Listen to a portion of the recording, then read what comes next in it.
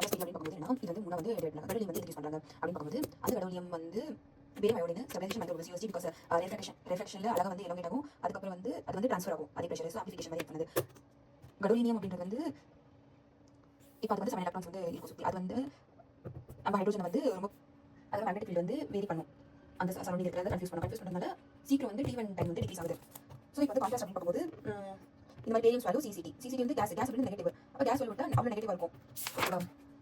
So barium வந்து பார்த்தாச்சு. So இங்கே பேரியமில் வந்து ஐஆர் இரிட்டேஷன் இருக்காது, அப்சார்ப்ஷன் ஆகாது, இன்டர்ஃபியர் டைஜஷன் கூட இன்டர்ஃபியர் ஆகுது.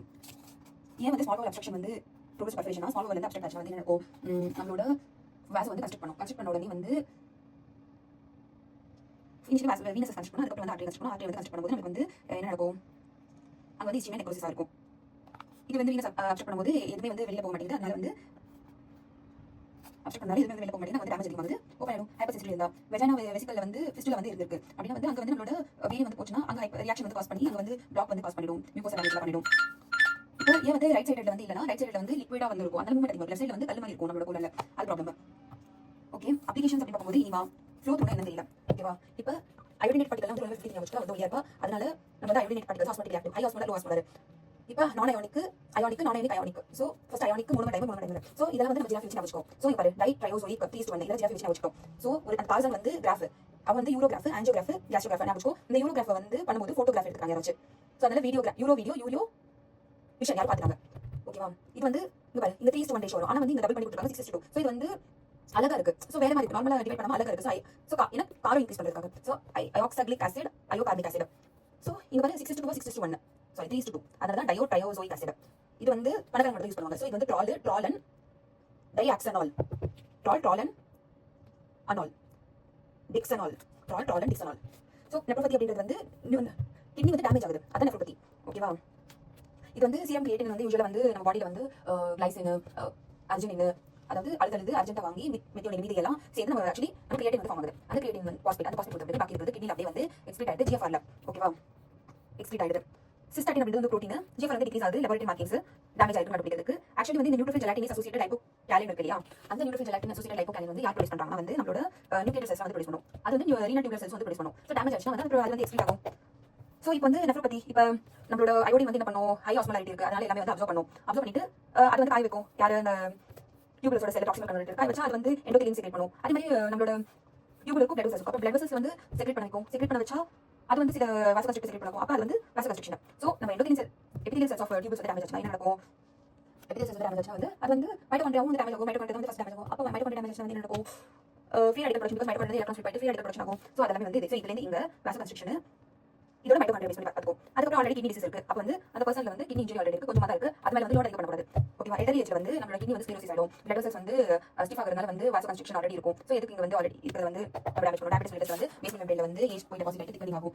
அதனால ஆல்ரெடி டேமேஜ் இருக்கு. அனிமியானா வந்து இஸ்டிமியா பேஸ் பண்ணி பார்த்துக்கோ. இப்போ அனிமியா ஆல்ரெடி பிளட் கம்மியா இருக்கு, இனிமே வந்து ஃபர்தரா பிளட் கம்மியா போகுது. மல்டிபிள் மைலோமா அப்படின்றது வந்து பென்சான் ப்ரோட்டீன்ஸ் கூட இது வந்து பைண்ட் ஆயிட்டு அங்க வந்து ஹைப்பர் விஸ்காஸ் பாஸ் பண்ணும். மைலோமா கிட்னி அப்படியே ஆகும். மெட்டபாலிக் சிண்ட்ரோம் அப்படி பார்க்கும்போது நம்மளோட டயபெட்டிஸ், ஹைப்பர்டென்ஷன், அதுக்கப்புறம் ஒபிசிட்டி, மூணு சேர்ந்து வந்து மெட்டபாலிக் சிண்ட்ரோம் அப்படின்னு சொல்லுவாங்க. ஒண்ணுமே வந்து மேனேஜ் பண்றதுல இது வந்து பைகார்பனேட் தெரப்பி கொடுக்குறோம், நல்ல தண்ணி கொடுக்குறோம், என்எஸ்டி, விட்டமின் சி, ரோசுவாஸ்டாட்டின் நிறைய கொடுக்குறோம் தெரியல. First generation, second generation, third generation.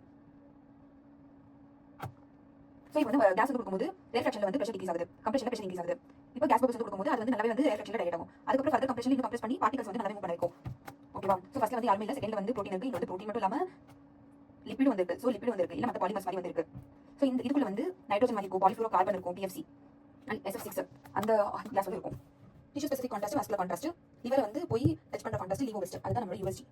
US liver பண்ணுவோம். அப்போ எம்ஆர்ஐ கான்ட்ராஸ்ட் அப்படின்னு பார்க்கும்போது T1 ரிலாக்ஸேஷன், T2 ரிலாக்ஸேஷன் அப்போ இங்க பாரு, இப்போ வந்து ஹைட்ரோஜன் ஆட்டம் வந்து இப்படி போயிட்டு. ஸோ இது வந்து 63% நார்மல், எவ்வளோ சீக்கிரமா வருதோ நெக்ஸ்ட் ரெசோனன்ஸ் ஃப்ரீக்வன்சி வரதுக்குள்ள அது வந்து அவ்வளோ ஸ்ட்ராங்கா இருக்கும். அப்போ அந்த ஸ்ட்ரென்த் தான் வந்து இவ்வளோ பக்கத்தில் வந்துச்சுன்னா அவ்வளோ ஸ்ட்ரென்த் தான் வந்து லாங்கிட்யூட்ல அவ்வளோ பக்கத்தில் வந்துச்சுன்னா அவ்வளோ ஸ்ட்ரென்த் இருக்கும். அப்போ அவ்வளோ ஸ்ட்ரென்த் தான் வந்து அவ்வளோ சீக்கிரமா டிடெக்ட் பண்ணும். ஆல்ரெடி ஃபேட் வந்து அவ்வளோ சீக்கிரமா கொண்டு வந்தது. அப்போ நம்ம வந்து ஃபேட்டுக்குன்னு ஒரு பர்டிகுலர் ரெசோனன்ஸ் இருக்கும், அது வந்து மிஷின் வந்து கேன்சல் பண்ணி வச்சுட்டு ஃபேட் வந்து பிரைட் ஆகாம எது டியூமர் செல்ஸ்ல வந்து கடவுளையும் வந்து டியூமர் செல்ஸ் இருக்கும். அப்போ டியூமர் செல்ஸ் அப்படின்றது வந்து டக்குன்னு வந்து S1 குறைக்கும். அப்போ அந்த சிக்னல் வந்து டிடெக்ட் பண்ணுறது ஹெல்ப்ஃபுல்லா இருக்கு. ஓகே, இந்த DTP இருக்கு இல்லையா, அதுதான் வந்து நம்மளோட கடவுளியமுக்கு சுற்றி இருக்க ஒரு லிகண்ட் ப்ரொடெக்ஷன். ஓகேவா, அது மட்டும் இல்லைனா நம்மளுக்கு வந்து கடவுளியம் வந்து பிளட்லயே வந்து டிஃப்யூஸ் ஆயிடும். அது பேர் வந்து டிரான்ஸ்மெண்டலைசேஷன் சொல்லுவாங்க. டிஃப்யூஸ் ஆச்சுன்னா அது போய் சப்டிலியன்ஸ் டிஷ்யூ எல்லாத்தையும் வந்து பிளேக் வந்து ஃபார்ம் பண்ணிடும். ஸ்கின் சப்டிலியன்ஸ் டிஷ்யூ, மசில் வெசல்லாம் போயிட்டு ஃபார்ம் ஆகும். அங்கே போய் ஃபைப்ரோசிஸ், கான்ட்ராக்சர் அதெல்லாம் ப்ரொடியூஸ் பண்ணும். ஏன்னா வந்து இந்த கடவுளியம் என்ன பண்ணுன்னா நம்மளோட மேக்ரோஃபேஜஸோட டோல் ரெசெப்டர்ஸ் ஆக்டிவேட் பண்ணும். டோல் ரெசெப்டர்ஸ்னா வந்து அதுக்கு வந்து பேட்டர்ன் ரெகக்னிஷன் சீக்வென்ஸ் வந்து இருக்கும்.